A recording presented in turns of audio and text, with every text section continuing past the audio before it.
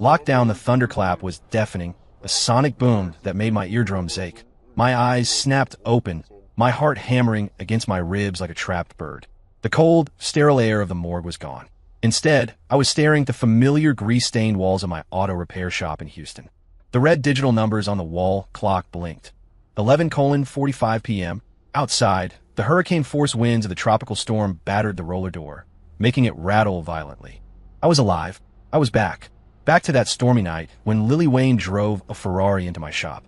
In my last life, exactly 5 minutes from now, she would be crying, begging me to fix the car. I had been soft-hearted. I saved the car, and it cost me my life. In this life, the hell with being soft. I vaulted off my recliner, covering the distance to the main entrance in 3 long strides. I grabbed the heavy-duty U-lock from the counter. Clang! I yanked the heavy metal roller door down tight, slammed the lock into place, and twisted the key. The action was fluid, desperate. The moment the lock clicked, tires screeched outside. Then came a horn, long, piercing blast that sounded like a death knell. Jack! Jack, are you in there? Open the damn door. It was Lily's voice. It carried that signature mix of tearful distress and entitled command. I leaned back against the cold steel door and lit a cigarette. I took a deep drag, letting the nicotine settle my shaking hands. It wasn't fear. It was pure, unadulterated hatred. In my previous life, I fixed the car.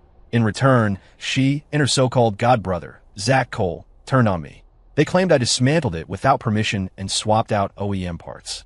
Zach's bodyguard crushed my windpipe with a single punch. Lily just watched, sneering. You dirty mechanic, you ruined my brother's car. You deserve to die. The memory made my eyes turn cold. The pounding on the door intensified. Jack, I know you're in there. Open up. The car's taking on water. It's a Ferrari. If it gets flooded, selling you off into slavery wouldn't even cover the cost.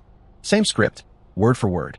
I pulled out my phone, opened the voice recorder app, and shouted through the steel door. Shop's empty. We're closed. The voice outside paused for a second, then shrieked. You liar. I saw the light on. Jack, what is your problem? It's me, Lily.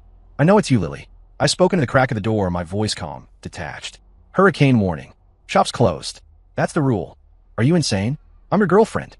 My brother is in the car. Lily was frantic now, kicking the metal door. If the engine stalls, it's ruined.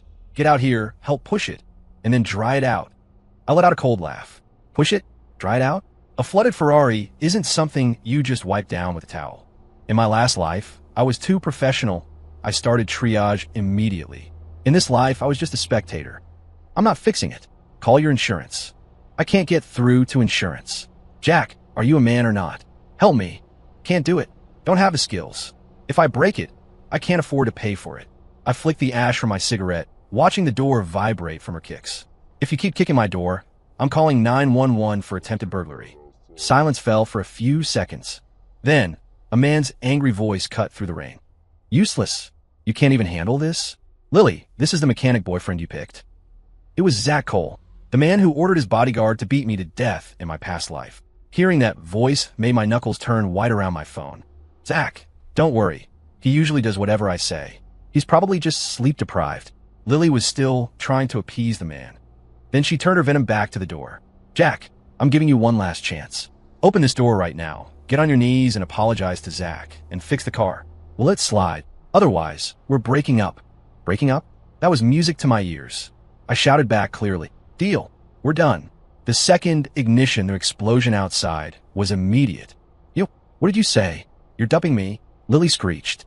Jack Ford, don't you dare regret this. If you don't open this door right now, I won't forgive you even if you crawl back to me begging. I ignored her and walked up to the second floor window. Through the slats of the blinds, I looked down at the farce unfolding below. The red Ferrari SF90 straight ale was sitting in the rising water like a drowned rat. The water level was already halfway up the wheels. With this much standing water, as long as they didn't attempt a secondary ignition, the engine might still be salvageable. A tow truck and a deep clean would cost a few grand, maybe 10. But in my last life, trying to impress Zach, Lily had insisted on trying to start again. That single action caused the connecting rod to bend and shatter the cylinder block. Total loss. $1 million supercar turned into scrap metal. And that was why she pinned it all on me. Down below, Zach was sitting in the passenger seat, looking furious. Enough. Why are you wasting breath on a broke loser? The longer the car sits in the water, the worse it gets. Zach yelled, let's go. Find another shop. Lily was panicking. The rain had ruined her makeup, making her look pathetic. Zach, this is the only shop for miles. Everything else is closed. Then drive it there. Zach roared. Lily gritted her teeth, shot a look of pure malice at my closed shutter, and muttered, Jack, you heartless prick. Just you wait. She climbed back into the driver's seat. I held my breath, aiming my phone's camera down at the street. This was the moment. The Ferrari's taillights flickered. Then came a sound that sets any mechanic's teeth on edge. A sickening metallic crunch followed by a dull boom. Gut thunk bung. That was the sound of a connecting rod snapping and punching a hole through the engine block. In the quiet of the storm, it was deafening. The car shuddered violently, belched black smoke, and died completely. I stopped the recording, a cold smirk playing on my lips. Got them. Secondary ignition in standing water. Insurance claim denied. Not even God could save that engine now. Zach's roar erupted from inside the car. What the hell are you doing? I told you to go easy on the gas. Zach, I don't know. It just made a noise. Lily was sobbing, her voice trembling. Is it broken? Zach, can it be fixed? Fixed? You destroyed it. The engine is hydrolocked. It's totaled. Smack. Zach backhanded Lily across the face. Even through the rain and the glass, I saw her head snap to the side. This car is worth $5 million. Selling your whole trashy family wouldn't cover the damages. Lily clutched her face, wailing into the storm. Suddenly, she whipped her head around, staring up at my second-floor window. She couldn't see me, but I knew exactly what she was thinking. She was looking for a scapegoat. In the last life, it was me. In this life, who else could she blame? The rain intensified, water lapping at the exhaust pipes. They argued in the car for a while longer until Zach made a call. 20 minutes later, a black luxury SUV pulled up and whisked them away. They left the totaled Ferrari sitting alone in front of my shop. A massive, $1 million ticking time bomb. I went back downstairs and checked the surveillance system. Perfect. The 4K cameras had captured everything from multiple angles. Lily getting back in, the startup attempt, the smoke, and Zach striking her.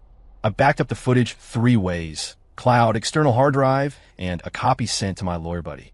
Only after securing the evidence did I feel the exhaustion hit me.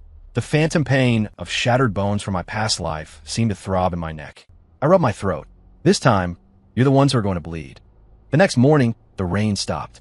As soon as I unlocked the front door, I saw Lily standing next to the Ferrari. She had changed clothes and fixed her makeup. Aside from some swelling on one side of her face, she looked normal. Seeing me, she immediately put on her pitiful, doe-eyed mask. Jack, finally, you're up. She walked over, trying to link her arm through mine. I was just too stressed last night. My attitude was bad. Don't be mad at me. I sidestepped her like she was radioactive waste. Speak your piece. Don't touch me. Lily stiffened, a flash of hatred crossing her eyes before she buried it. Jack, the car broke down right in front of your shop last night. Can you take a look at it? If you fix it for me, I'll pretend I never heard you break up with me last night. She pulled a key fob from her purse and held it out. Her eyes held that familiar arrogance, as if letting me fix this car was a favor she was granting me. I looked at the key and laughed. Lily, do you think I'm an idiot? That engine threw a rod last night. It's totaled. The block is cracked. Jesus himself couldn't fix it, I said flatly. Also, we are broken up. Clean up your own mess. The frame job. Lily's face twisted into an ugly snarl. She clearly hadn't expected me to reject her so brutally. In the past, if she even pouted, I'd climb mountains for her. Jack Ford, don't be ungrateful. She slammed the key fob onto the pavement. The car broke down in front of your shop. You have a liability here. If you hadn't refused to open the door last night, would the car have flooded? Would it have broken? This is your fault. You have to fix it. If you can't fix it, you pay for it. There it was. Gangster logic. I let out a harsh laugh, bent down, picked up the expensive key fob, and tossed it casually into the storm drain at the curb. Plop. You. Lily's eyes bulged. Since it's totaled, what do you need the key for? I dusted off my hands. Let me give you a quick lesson in law. I wasn't open. I didn't accept the job. I didn't touch the car. You drove it. You started it again in high water. What does that have to do with me? You saw it. Lily went pale, realizing I knew exactly what happened. If you don't want people to know, don't do it. I pointed to the cameras mounted under the eaves. Everything is recorded. Lily followed my finger, her face draining of blood. Just then, a Porsche Cayenne roared up to the curb. Zach Cole stepped out, flanked by 2 hulking men in tight t-shirts. I recognized them, the same bodyguards who had beaten me to death in the previous timeline. My muscles tensed instinctively. What's the holdup? Is it handled? Zach took off his sunglasses, looking impatiently at Lily. Zach, he won't fix it. and he says he has surveillance.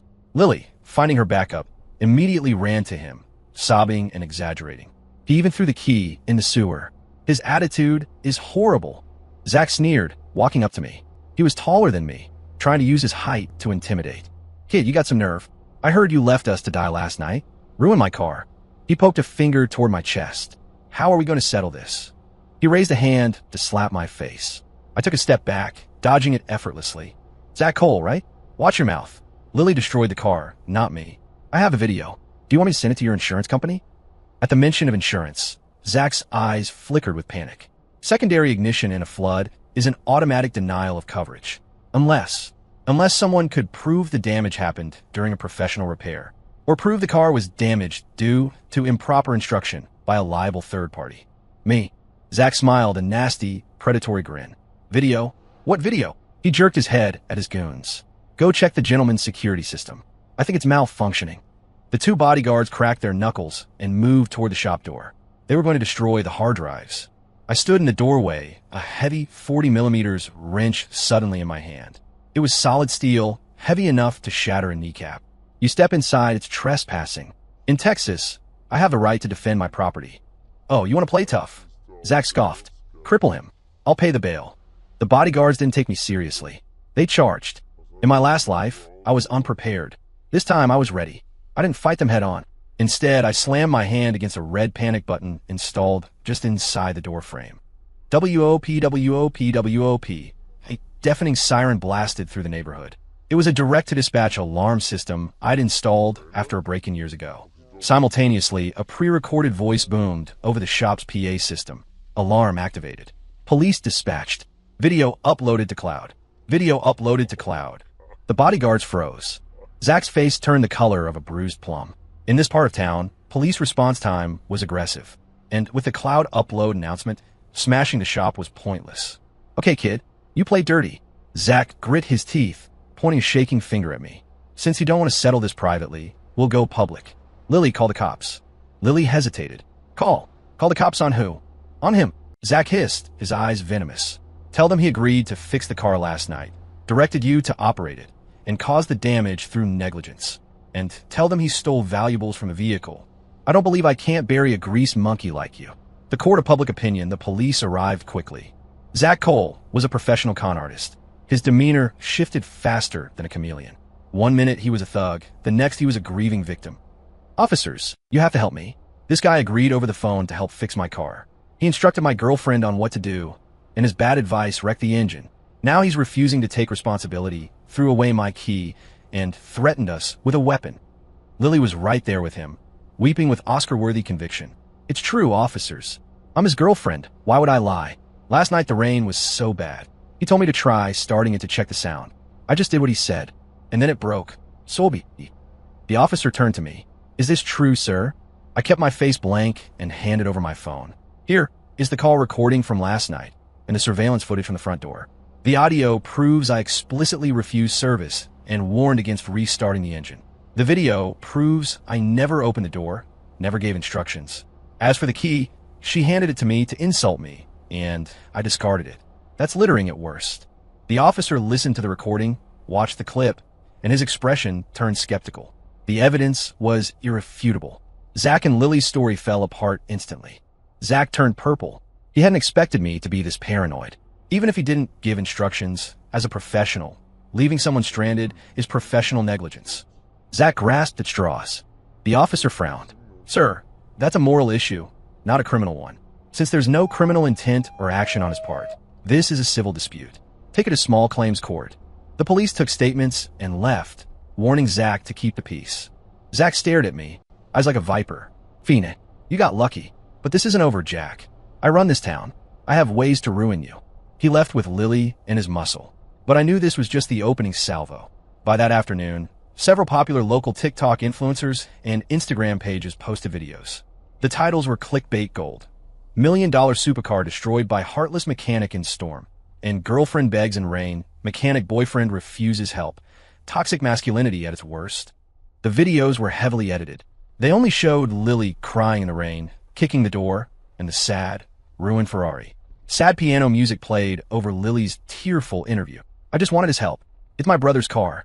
He said unless I paid him 10 grand cash, he wouldn't open the door. I never knew he could be so cruel.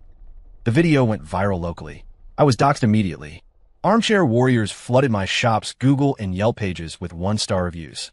Scumbag owner. Avoid this place. Guy hates women. Hope your shop burns down. Someone even drove by and threw a carton of eggs at my sign. My phone rang nonstop with death threats. Business died instantly. But I stayed calm. I sat in my empty shop, reading the comments like I was watching comedy. Let the pressure build. The higher the pedestal of victimhood they built, the harder the fall when I kicked it out from under them. That night, Lily texted me. Jack, see this? This is what happens when you cross me. Your reputation is trash. If you get on your knees, apologize, admit you broke the car, and pay Zach $1 million, we'll post a clarification video and let you off the hook. 1 million? I laughed. They were trying to suck the marrow from my bones. I replied with 2 words, dream on. Then I screenshotted the text. I opened my laptop and logged into my shop's TikTok account. I usually only posted repair tips, so I had a small following, but I had a nuke in my pocket. I edited the full surveillance footage, the zoomed-in shot of Lily restarting the engine, the audio of my refusal, and a clip of Zach slapping her. Title, The Full Truth About the Ferrari Incident. Who is really lying? Ooh, Polat? You want a media war? Let's war. The insurance fraud after posting the video. I spent $200 to boost it. In the age of algorithms, the truth sometimes needs a paid ticket to the show. The reversal was faster than I expected. The internet mob, realizing they'd been played, turned vicious. Holy crap, look at the full video. She started it herself. Wait, the boyfriend explicitly told her not to start it, and the other guy hit her, and they blamed the mechanic? That's attempted fraud. The wind changed direction instantly. Internet sleuths went to work. Someone found Lily's Instagram, exposing her rich girl life as a series of fake photos and shared luxury goods. Then, someone dug up Zach Cole. He wasn't a rich heir. He was a chauffeur. I paused when I read that comment. A driver? In my last life, Zach acted like a high roller. Lily cheated on me with him because she thought he was loaded. It turned out he was a fake? No wonder. No wonder he was so desperate to pin the damage on me. No wonder he said, selling you wouldn't cover it. If he was a real millionaire, a wrecked Ferrari is a bad Tuesday. But for a driver who stole his boss's car for a joyride and totaled it, that's a death sentence. Understanding this, I felt even more confident. They needed a scapegoat to show the real owner, or they needed insurance money to cover the hole. Right on cue, a sedan with a Geico logo pulled up. 2 adjusters and polos stepped out. Are you Mr. Ford? I am. We're looking into a claim regarding a Ferrari SF90.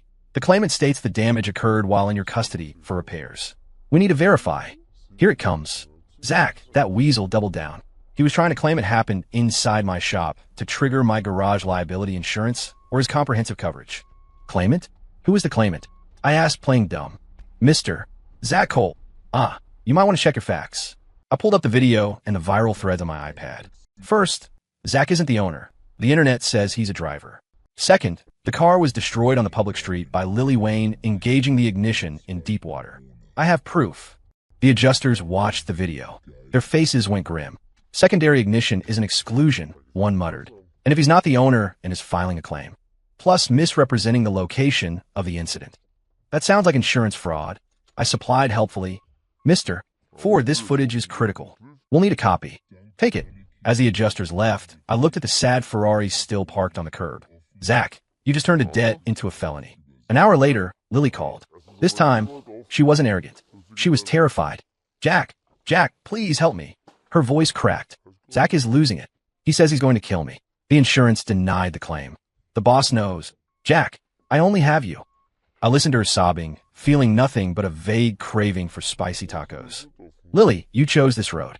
You wanted the fast life. You wanted the brother with the Ferrari. You wanted me dead to cover your tracks last time. Now, enjoy your luxury life. I hung up and blocked the number. Silence. But I knew the real storm was just making landfall. Zach's actual boss, the man he stole the car from, was about to enter the game. The real owner, Zach, hadn't been arrested yet. Insurance fraud takes time to process. But his current situation was worse than prison. That night, a sleek black Maybach rolled up to my shop. The license plate was Ray 1. In Houston, that meant Ray Vance. Old money mixed with new violence. A man who owned half the port and operated in the gray zones. The back door opened, and a man in a bespoke suit stepped out. He was older, holding 2 polished steel stress balls in his hand. He looked like a university professor, but his eyes were like broken glass. from massive bodyguards trailed him. This was the real predator. "You're Jack Ford?" Vance asked. His voice was quiet, terrifyingly calm. "I am. And you are?" "I own the Ferrari. My name is Vance. Ray Vance, the legend." So Zach was Vance's driver. That idiot really had a death wish, stealing Ray Vance's car to pick up girls. "Mr. Vance," I nodded respectfully. Vance looked around my modest shop, then rested his gaze on me. "Zach tells me you wrecked my car. He says you're extorting him, holding the car hostage." "Of course, lying until the end." "Mr. Vance, do you believe him?" I asked. Vance smiled, rotating the steel balls. Click, click. "I don't trust Zach, but he's been with me 5 years. I just met. Give me a reason not to bulldoze this shop." The air grew heavy. The bodyguards took a step forward. I reached under the counter and pulled out a USB drive. "Mr. Vance, I don't like to talk.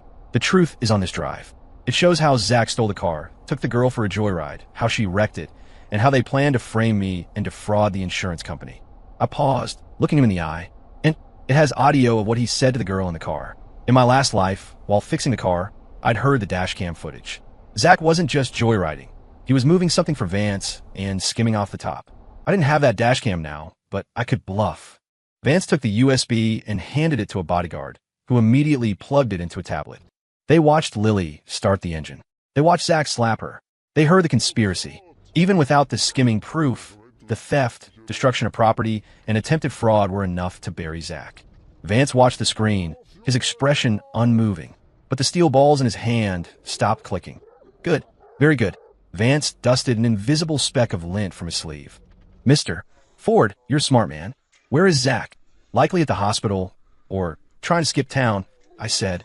"He won't get far," Vance said softly. "The car. Keep it. It's scrap metal to me now. Part out. Consider it compensation for your trouble." I blinked. "Excuse me? I don't like looking at failures. Sell the parts." Vance turned to leave. "Mr. Vance, I can't take it," I called out. "That car is evidence. And it's trouble. I'm just a mechanic. I don't want any heat." Vance stopped and looked back, a flicker of appreciation in his eyes.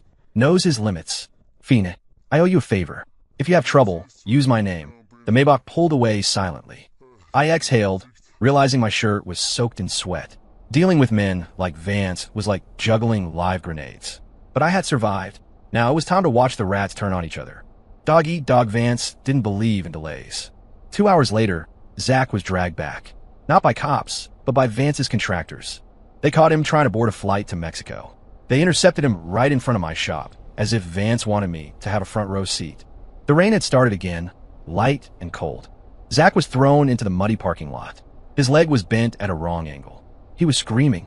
Lily was there too, shivering, her mascara running down her face like war paint. Vance sat in the back of the Maybach, window rolled down an inch. "Zach, I treated you like a son." Vance's voice drifted out. "Mr. Vance. Ray, please. I was confused. It was her. She seduced me. She made me take the car."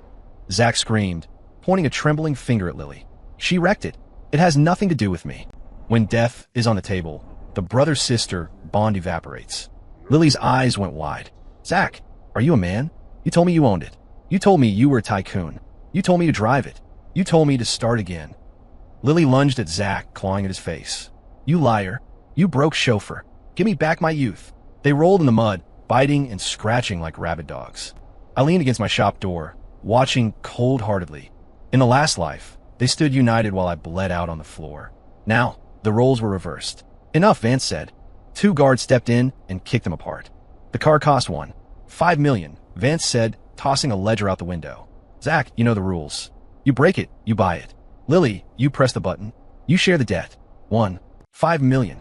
Between the two of you. If you're $1 short, I start taking pieces of you." He didn't mean car pieces. Lily shrieked. $5 million? I don't have that kind of money." Suddenly, she saw me. She scrambled through the mud, grabbing my ankle. Jack, save me. You have money, right? You have savings. You have the deed to your parents' house. Help me. I love you. If you pay the debt, I'll marry you. I'll give you kids." I looked down at her. The woman I once worshipped looked like a monster. "Lily, do you have amnesia? We broke up." I kicked her hand away. "And my money is for a good woman, not for a black hole like you." "Jack," she wailed. Vance's men dragged them into a van. The tow truck came for the Ferrari. The lot was cleared. Silence returned. But I knew Lily. She wasn't done. She had one card left to play. Moral Black Mud. The grifter parents, sure enough, the next day, the Waynes arrived. I knew Lily's parents from before. They were grifters, pure and simple. They favored their son, Lily's deadbeat brother, and treated Lily like a cash cow, which meant treating me like the ATM. As soon as they entered the shop, they threw themselves on the floor. No justice. The heartless ex-boyfriend is driving our daughter to suicide, her mother screamed. You slept with her for 3 years, and now that she's in trouble, you leave her to die? A crowd gathered. This was prime drama. Her father, a man who smelled permanently of cheap beer, pointed a yellowed finger at me. Jack Ford, have a heart. She gave you her best years. You owe her a breakup fee. We don't ask for much. Just pay off her debt to Mr. Vance, and we'll call it even. Pay $5 million to call it even. I laughed. In a last life, after I died, they took my life insurance and savings to buy their son a new truck. They let the city dispose of my ashes because an urn was too expensive. Are you done? I asked. I sat on a stool in the doorway and held up my phone. Hey TikTok, Instagram Live, are you hearing this? The parents froze. This is the godbrother Ferrari girl's family. Her daughter cheated on me, wrecked a stolen car, owes a mobster one, $5 million, and now they want me, the ex, to sell my shop to pay for it. The live stream comments were flying. The audacity. Is this real life? Call the cops. You, turn that off. The mother scrambled up, tried to grab the phone. Touch me, and I pressed charges for assault. I said calmly. And let me remind you, Ray Vance is looking for money. If you want to help your daughter, I suggest you sell your house. Or your kidneys. Coming here won't print money. At the mention of Vance, the old man paled. They knew the name. They were grifters, but they weren't suicidal. You just wait. The father grabbed his wife. Let's go. They scurried away like rats exposed to light. The comments cheered, but I didn't feel happy. I knew that cornering a wild animal is dangerous. Lily had no options left. Zach was ruined. Her parents were useless. Her only way out was me. Specifically, my life insurance. Fire in the hole the next few days were quiet. Too quiet. I upgraded my security. Fire-resistant shutters. Smoke detectors. Industrial-sized fire extinguishers placed every 10 feet. I slept in the shop office with a baseball bat and one eye open. A week later, on a moonless night, it happened. I woke to a subtle scratching sound at the back door. Then the unmistakable smell of gasoline wafted under the gap. She was here. I didn't turn on the lights. I moved silently to the monitors. The infrared camera showed a figure in a black hoodie pouring liquid from a jerry can all over my back entrance. It was Lily. She was muttering to herself, a manic, broken sound. Jack, if you won't help me, we die together. The shop burns. You have accidental death insurance. I'm still the beneficiary. I can pay Ray. Her logic was psychotic. She wanted to roast me alive to claim a policy I hadn't updated yet. She finished pouring the gas and flicked a lighter. The flame danced in the dark. Goodbye, Jack. Just as she moved to drop the lighter, I kicked the back door open. Whoosh. I squeezed the trigger of a commercial-grade dry chemical extinguisher. A massive white cloud blasted her in the face with the force of a fire hose. Ack. Cough. Cough. Blinded and choking on chemical powder, she dropped the lighter into a puddle. Thankfully, a water puddle, not the gas. Who's there? She screamed. Your worst nightmare. I swung the bat. Knocking the knife, she pulled from her belt out of her hand. Clatter. I swept her legs, pinning her face down into the gasoline-soaked mud. Let me go. Jack, I love you. I just want to live, she screamed, thrashing like a fish on a deck. Why couldn't you just die for me? Why are you so selfish? Because I don't owe you a damn thing, I hissed. And your love is too expensive. It costs lives. Sirens wailed in the distance. I had hit the panic button the moment I smelled gas. Attempted arson. Attempted murder. With a weapon. That was a 20-year ticket, minimum. The hidden cargo Lily was hauled away in cuffs. The police collected the gas can, the knife, and the video footage. It was an open and shut case. In the interrogation room, faced with a life sentence, Lily broke. She spilled everything.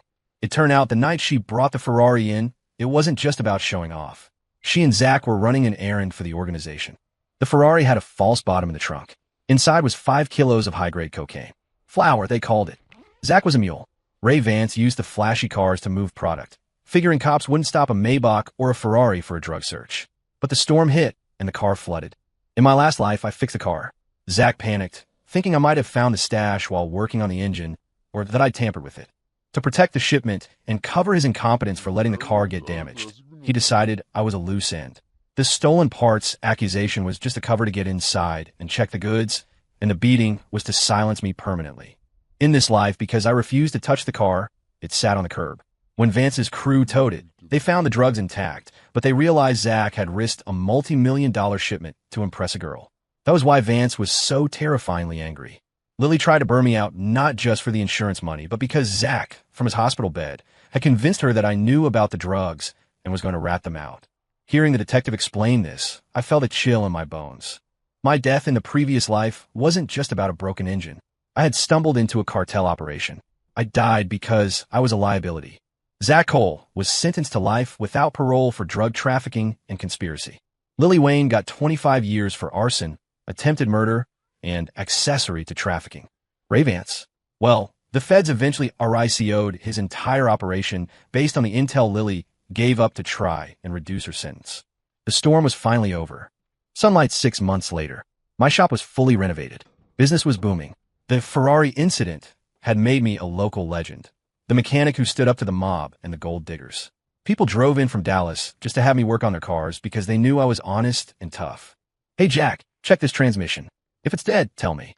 Don't want to end up like the Ferrari guy, a customer joked. I smiled, wiping grease from my hands. Don't worry, I don't charge for diagnosis. One afternoon, I received a letter. Lily's request for a visit had finally been approved. I went, not because I missed her, but because I needed to close the book. Through the thick plexiglass, Lily looked ruined.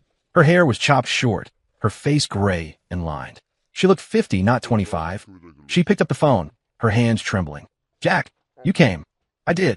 Do you? Do you still care? Is that why you're here? A spark of delusional hope lit her eyes. I looked at her, my expression flat. No, I came to see that justice works. Lily's face fell. Jack, you're so cruel. I really loved you once. In the last life. I didn't want you to die. I begged Zach to stop. I leaned forward, my voice dropping to a whisper. Lily, stop lying. When I died in the last life, my ghost didn't leave immediately. Her eyes widened. I floated there. I watched you. I saw you grab Zach's arm and say, thank God that idiot is dead. Now no one knows about the car. Do you want me to quote the rest? Lily's pupils constricted to pinpricks. She stared at me like I was the devil. How do you know that? If you don't want people to know, don't do it. I hung up the phone. I stood up and walked away. Behind me, I heard her screaming, slamming her fists against the glass, a muffled, desperate sound. I didn't look back. Not once. I walked out of the prison into the bright Texas afternoon. The sun was warm. The air smelled like sweet grass and diesel. The rain had finally stopped. Story complete.